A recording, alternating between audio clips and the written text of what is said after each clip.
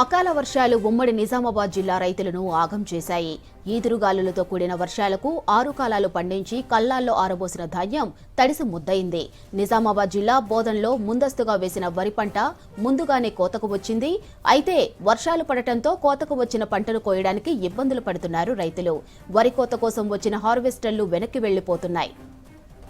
అకాల వర్షాలు ఉమ్మడి నిజామాబాద్ జిల్లా రైతులను ఆగం చేశాయి. ఈదురుగాలులతో కూడిన వర్షాలకు 6 కాలాలు పండించి కల్లాల్లో ఆరబోసిన ధాన్యం తడిసి ముద్దయింది. నిజామాబాద్ జిల్లా బోధన్లో ముందస్తుగా వేసిన వరి పంట ముందుగానే కోతకు వచ్చింది. అయితే వర్షాలు పడటంతో కోతకు వచ్చిన పంటను కోయడానికి ఇబ్బందులు పడుతున్నారు రైతులు.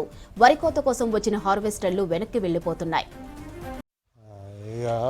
ఇన్ని రోజుల నుంచి వ్యవసాయం చేసినా కానీ ఏం రావలేదు. ఈ వర్షం పడి మొత్తం ఇట్లా నానిపోయినాయి. కోసిన పొలాలు 4 ఎకరాలు, ఒక్కొక్కరు 8 ఎకరాలు ఉన్నాయి. కోసిన అన్నీ నానిపోయినాయి. ఏం చేస్తాయి, మొన్న పడి మొన్న ఇత్తులు రాలిపోయినాయి. ఇవాళ ఇంకా పడ్డది.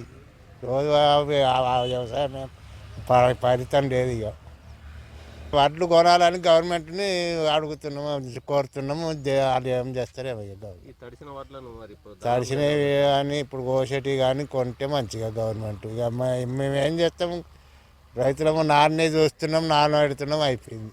నేను ఒక 8 ఎకరాలు వరి కోసిన, ఎండబెట్టినాము. దళారులు ఫస్ట్ స్టార్టింగ్లోనేమో 2170 రూపాయలకు కొన్నారు. మేము కోసేసరికి 2000కి వచ్చింది.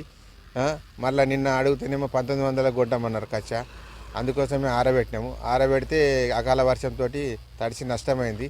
అయితే దయచేసి గవర్నమెంట్ స్పందించి తొందరగా కాటలు తెరిచి వడ్లని కొనాలని మా యొక్క విజ్ఞప్తి. కటింగ్లు మొన్న వచ్చినా మొన్న 2 రోజులు అయింది. 1 డే ఒక రోజు కోసినాము. నిన్న సాయంత్రం వరకు వాతావరణము చేంజ్ అయిపోయింది. నైట్ అకాలంగా వర్షం వచ్చేసరికి ఈరోజు ఆగిపోయింది. ఈరోజు వాతావరణం క్లియర్గా లేదు. ఈరోజు మొత్తానికి కోయడం అయితే ఆగిపోతుంది. ఇక రైతులకు కూడా పాపం అంటే వడగలు పడలేవు, వర్షం పడ్డది.